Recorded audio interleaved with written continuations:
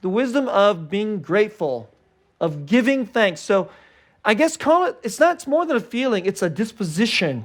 It's an attitude. It's a kind of a heart stance.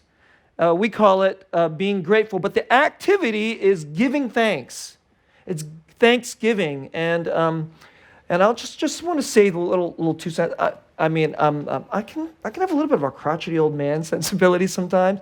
And honestly, I grew up in a time in America when America had a lot more God in it.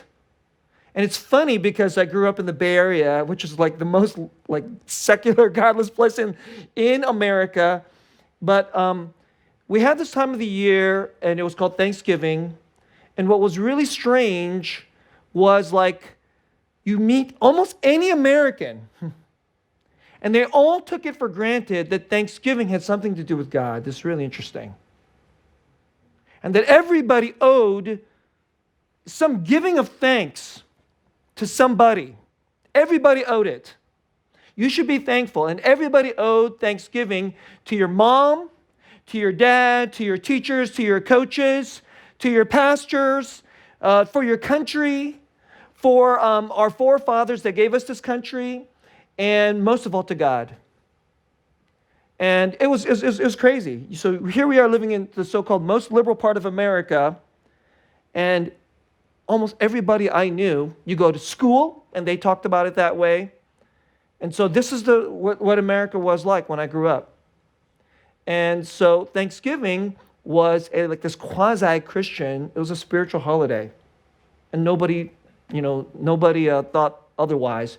And then somewhere about 20 years ago, people started talking about Thanksgiving like they said, some people even suggested we should call it Turkey Day. We should call it Turkey Day. And I was like, that's stupid. Should we have a hamburger day? Let's have a pizza day.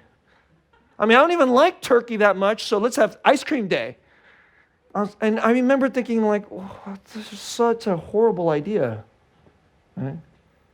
And but basically that's kind of what we're up to today. Thanksgiving is basically gluttony day. Get together with your family and eat way too much.